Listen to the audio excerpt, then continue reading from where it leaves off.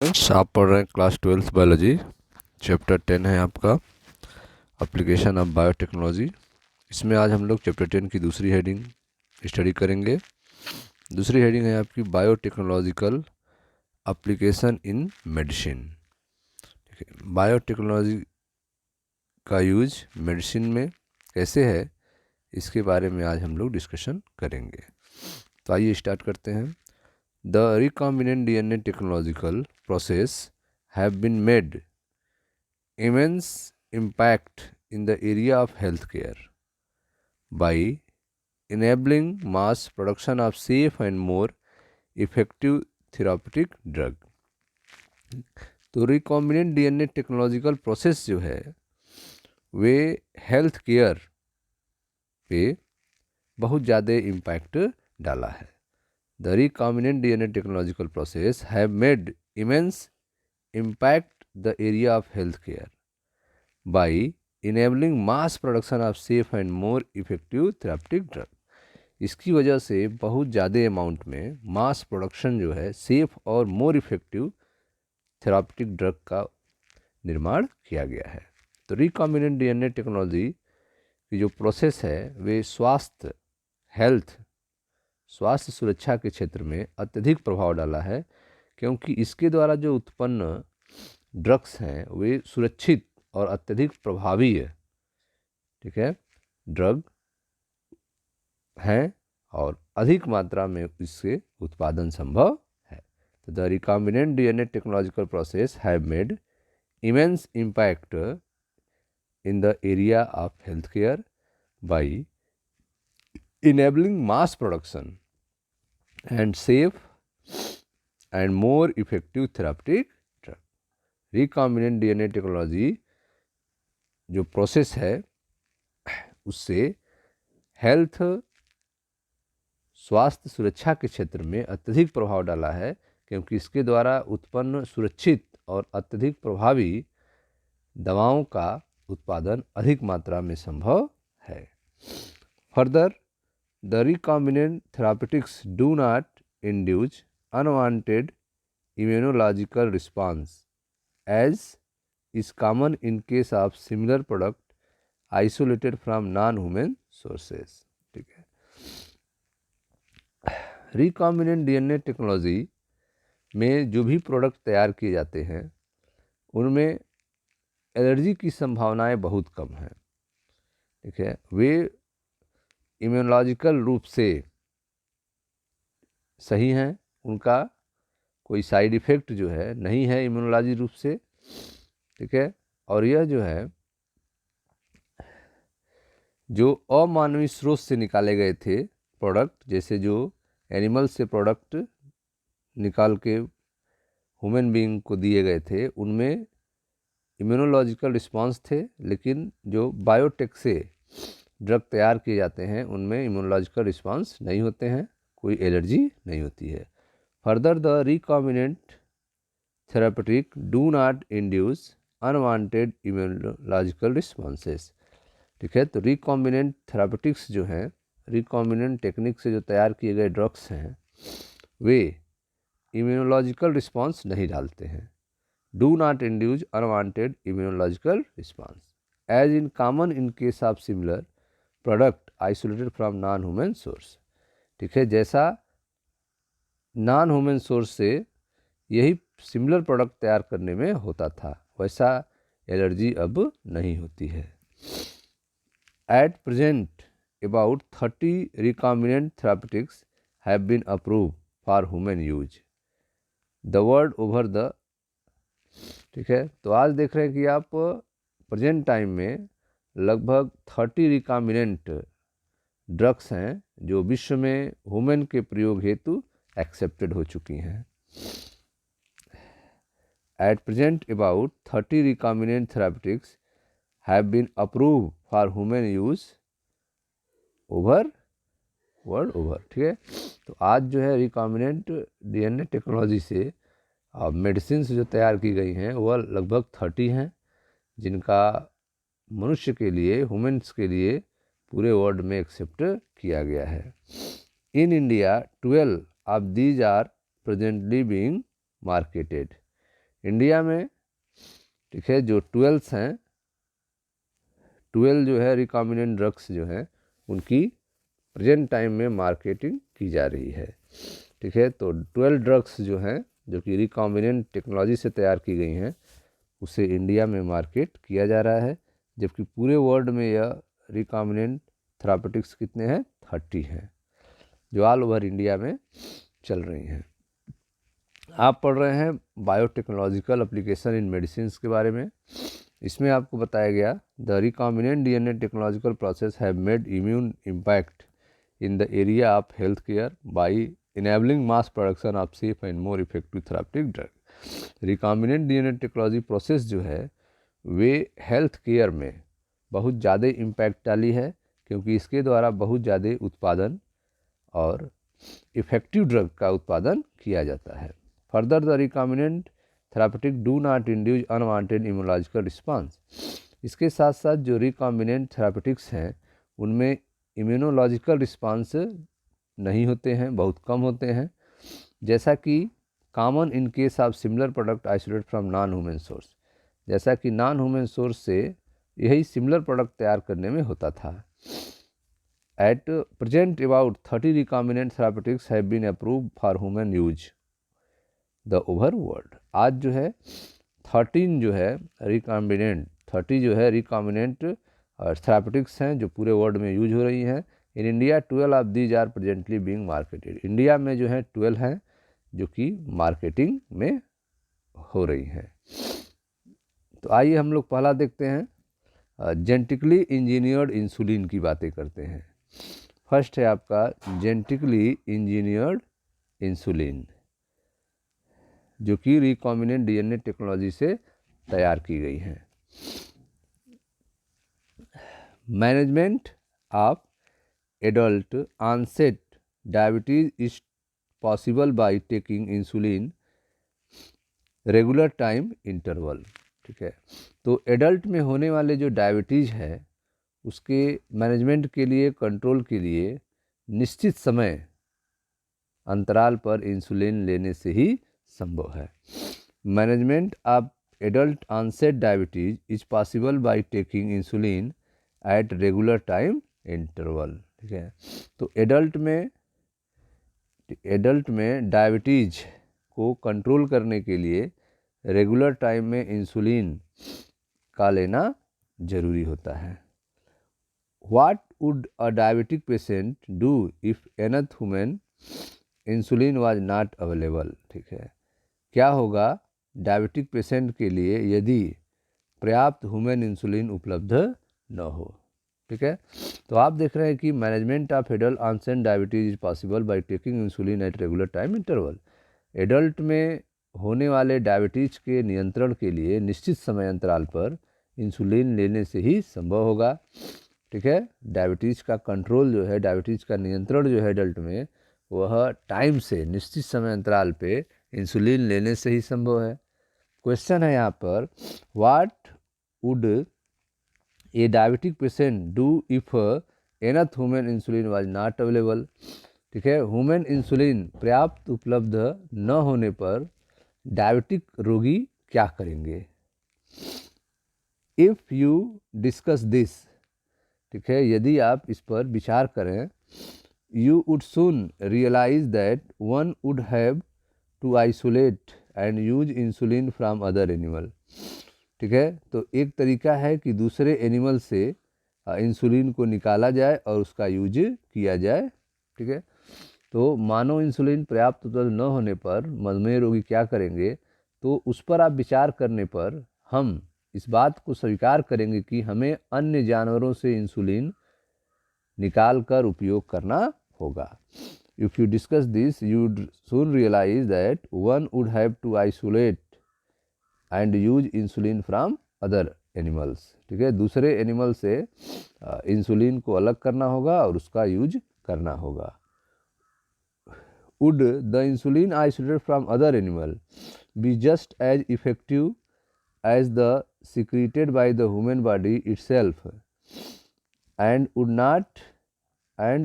if not elicit an immune response in the human body, ठीक है। तो इसमें आप देख रहे हैं कि क्या जो अन्य एनिमल से इंसुलिन निकाला जा रहा है वो मानव के शरीर में भी प्रभावी है और उसका मानव शरीर के इम्यून रिस्पांस पर कोई हानिकारक प्रभाव तो नहीं पड़ता है। ठीक है। तो आप देख रहे हैं कि would the insulin isolate from other animal, जो दूसरे एनिमल से इंसुलिन निकाला गया है, be just as effective as the secreted by human body, क्या वह उतना ही इफेक्टिव है जितना ह्यूमन के बॉडी में इंसुलिन सिक्रीट करता है वह इफेक्टिव है।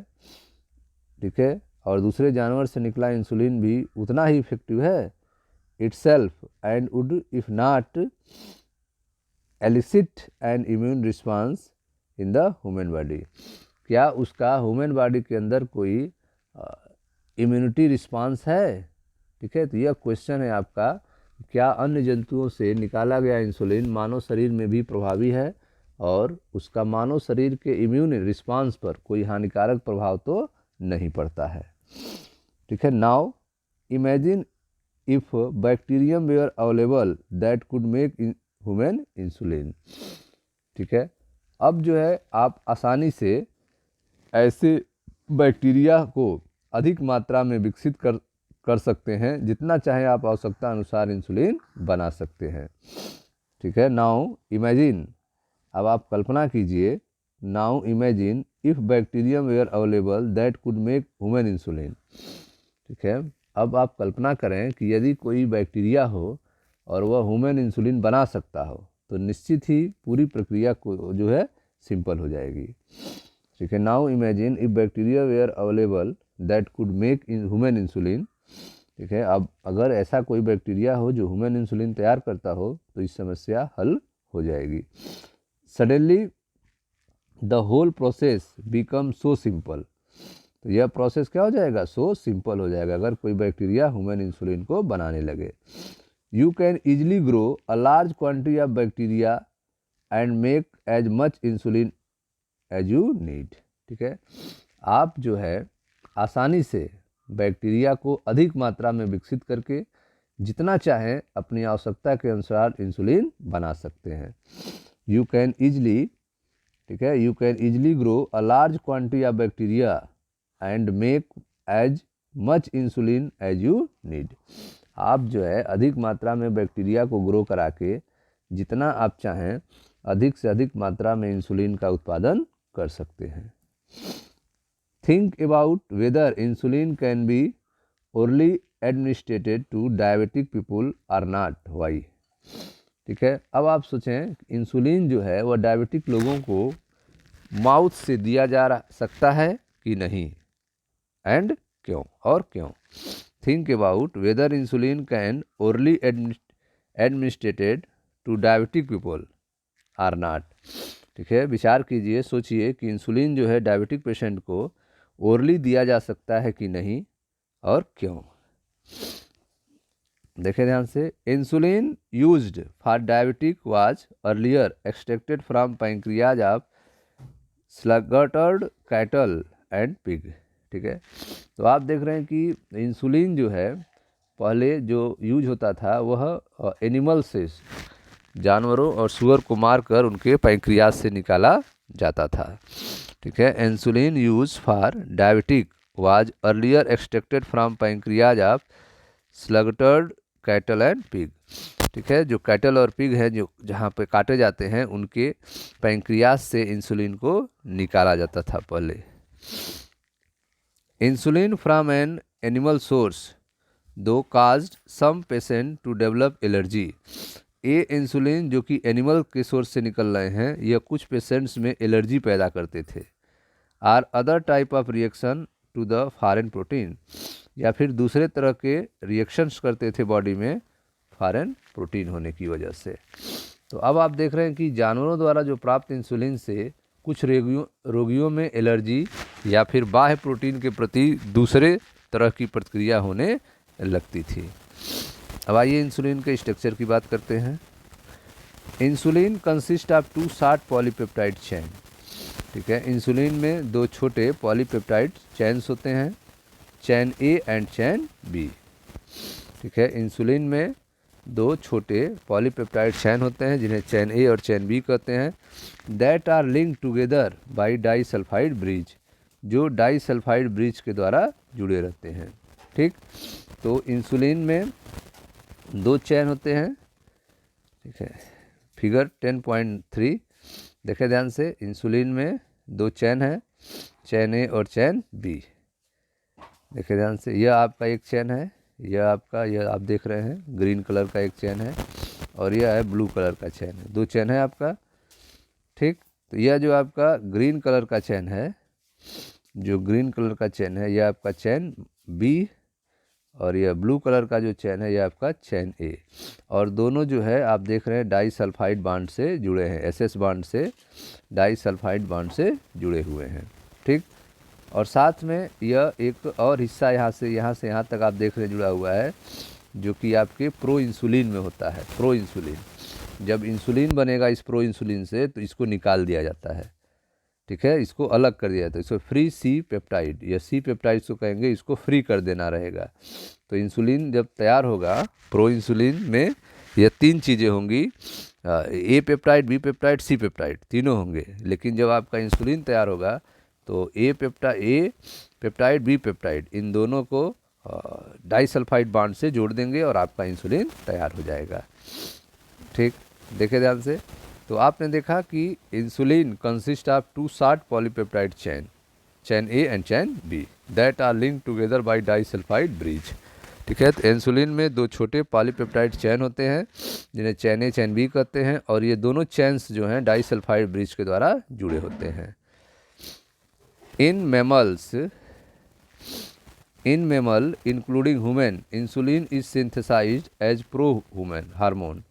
ठीक है, मैमल्स में अगर बात की जाए, यहाँ तक कि ह्यूमन में भी इंसुलिन जो तैयार होता है वह प्रो हार्मोन के रूप में तैयार होता है। ठीक है, तो पहले जब यह बनता है प्रो हार्मोन के रूप में, तो इसमें पेप्टाइड ए, पेप्टाइड बी और पेप्टाइड सी तीनों होते हैं। ठीक, तो in mammal including human, insulin is synthesised as pro hormone. ठीक है, लाइक अ प्रो एंजाइम, जैसे प्रो एंजाइम तैयार होता है उसी तरह प्रो हार्मोन के रूप में इंसुलिन तैयार होता है। The pro hormone also need to be proceed before it become fully mature and functional hormone. तो प्रो हार्मोन्स जो तैयार हुए हैं, ज़रूरत है इसको प्रोसीड होने के लिए। ठीक है, तब यह जो है आपका fully mature and functional hormone में कन्वर्ट होंगे।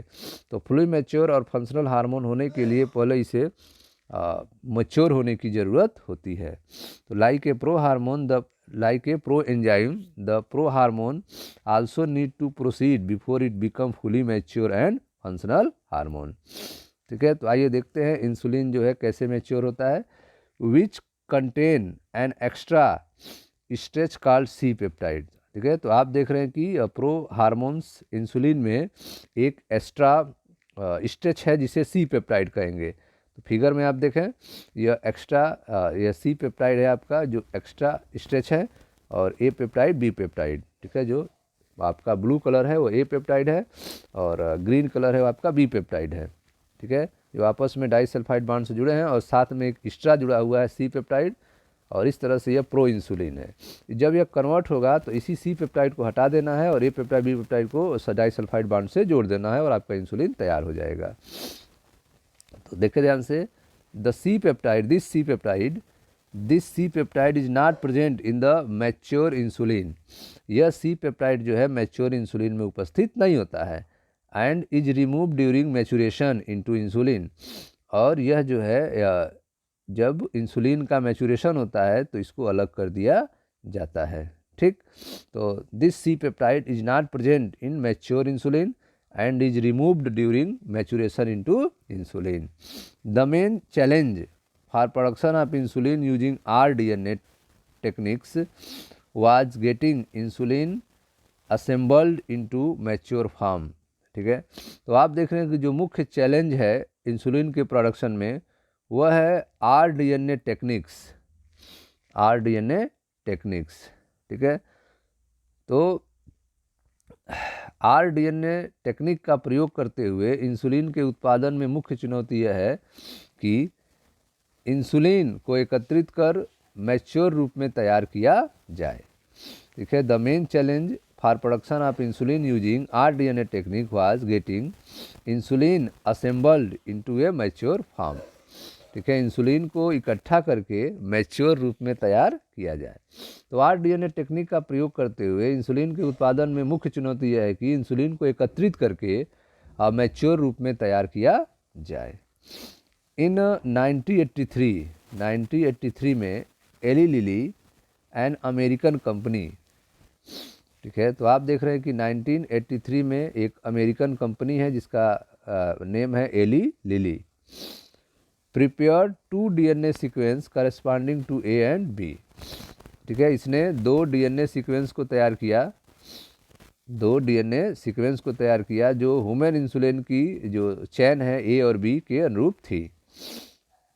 ठीक, तो in 1983 Eli Lilly an American company prepare 2 DNA sequence corresponding to A and B chain of human insulin and introduce them in plasmid of E coli to produce insulin chain. ठीक है, तो आप देख रहे हैं कि एली लिली जो company थी उसने 2 DNA सीक्वेंस को तैयार किया, ह्यूमन इंसुलिन की श्रृंखला ए और बी के अनुरूप थी, जिसे ई कोलाई में प्लाज्मिड में प्रवेश कराकर इंसुलिन का उत्पादन किया गया।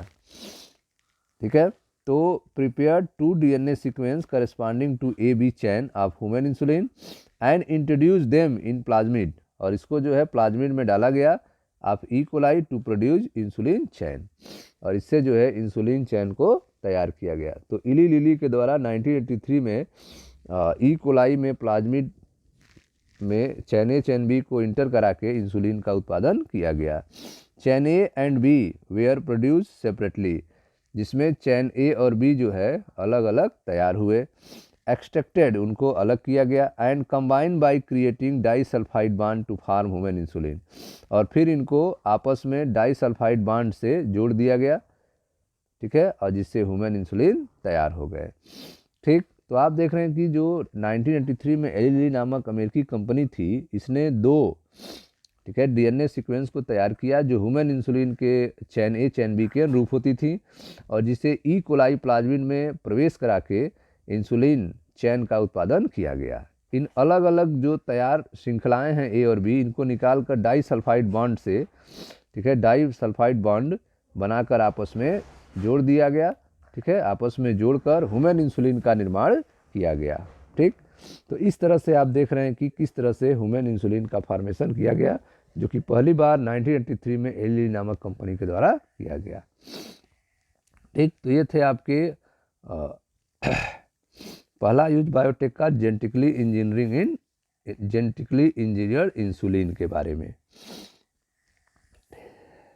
नेक्स्ट है आपका जीन थेरेपी के बारे में। तो मिलते हैं नेक्स्ट वीडियो में, जहाँ पर जीन थेरेपी की बात की जाएगी। Thank you.